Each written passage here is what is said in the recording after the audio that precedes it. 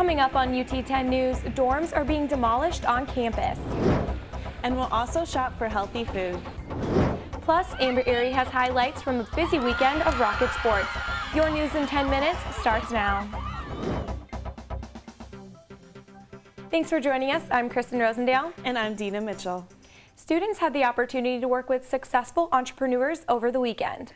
That's right, Kristen. I joined the guests of Startup Weekend to find out more about this growing event.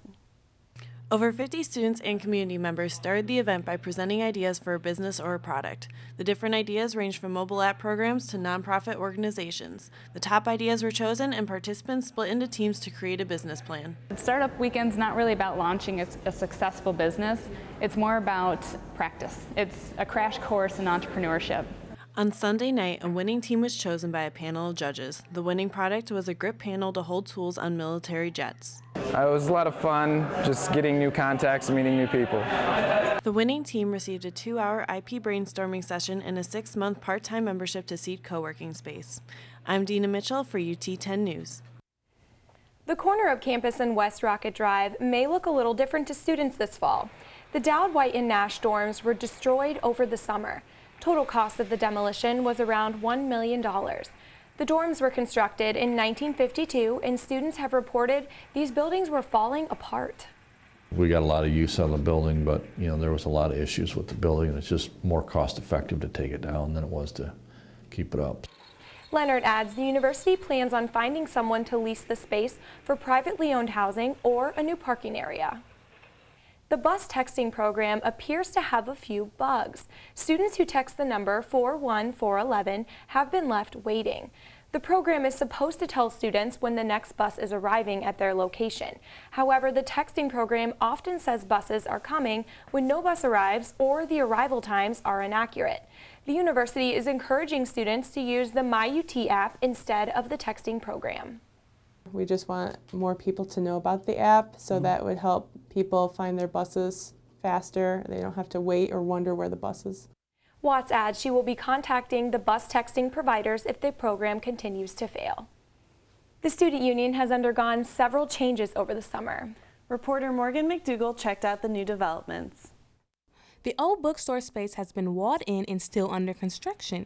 MyPix is now located in one office in the back of the old bookstore. George Seyfert says once the construction is completed, the MyPix office will expand to a technology center. Student Union is the place where students go. They centralize here, so we thought what a better place to be. Students say they appreciate the new services offered at the Student Union. It's convenient for us students. I can go check on my meal plan and then go grab some food right after, right in the same building. The construction for the Student Union is looking to be done for spring 2014. I am Morgan McDougall for UT 10 News. The nation has been celebrating Hispanic heritage since 1968. The Latino Student Union has planned several events at UT to honor these cultures. Some of the events include learning to salsa, preparing Hispanic dishes, a Spanish tutorial, and a Latino idol singing competition. The festivities are a way for Latinos to remember their roots and for others to learn about the Hispanic culture. Not just other Latino students, but also people that are interested and that want to learn more. We want to get them known, and they want to get them the information that they need about Hispanic Heritage Month that everyone should know. Hispanic Heritage Month began on September 15th and runs until October 15th. Farmers are gathering on the medical campus to bring healthy food to the community. The farmers market is located in front of Mulford Library and features produce grown by 20 local farmers. Information on healthy recipes is also available to shoppers. It's part of UTMC's mission to improve the health and wellness of our staff, patients, community, and part of that is a way to offer healthier foods for people. The market runs every first and third Wednesday through the month of October. All of the proceeds go directly back to the farmers. A new service is available to students looking for internships. Mike Smith has more on how the Intern in Ohio program works. Intern in Ohio uses a complex matchmaking algorithm to connect students with possible internship opportunities. The service is available to students of all years and majors. Executive Director Bernie Goski says signing up is easy. The average student is going to be on our site for about 15 minutes to create a profile and answer a series of questions. Students are notified by email when a match is found. They can then log into the Intern in Ohio website to learn more about the internship opportunity, or decline it if they are not interested. At least one UT student has already had success using the service. Ended up finding an internship with Northwestern Mutual, which is it's ranked a top 10 internship in the country in the economics field, so it's cool. If you have any questions about Intern in Ohio, contact the Career Services Center in the Student Union. I'm Mike Smith for UT10 News.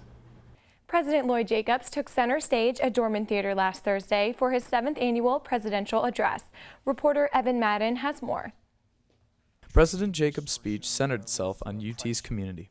Jacobs' speech, The American Dream in Cloud University, touched on today's growing technological age and the impact it plays on employers and students. Partnerships between universities and private sector institutions, whether they are profit-making, profit-seeking, or non-for-profit institutions, will have great mutual benefit for both partners. A cloud university, as Jacobs addressed, unifies a school with its surrounding community, creating connections for secure means of employment for students. If we want to be able to move to the future, we have to be so dependent on a university to be able to help the city through its educational programs, and then figure out how to keep these young people that we educate right here in Toledo, in Northwest Ohio.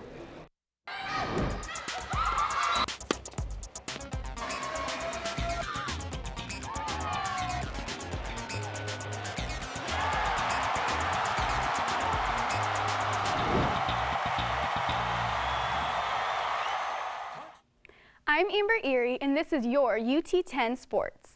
The women's volleyball team was off competing in the Butler Invitational over the weekend, and the football team was opening their conference schedule at Central Michigan. So the only Rockets in town were the women's soccer team, who hosted 2 games at Scott Park. The Rockets started out their homestand on Friday night against Indiana State. Senior Rachel McLeod put the pressure on the Sycamores early by scoring just over 10 minutes into the game. With just minutes left in the first half, Shelby Antonacci rocketed the ball in, ending the first half with UT leading 2-0. Indiana State tried to come back in the second half by scoring 2 goals, but the Rockets wouldn't go down easy. They took back control of the game, with McLeod scoring her second goal.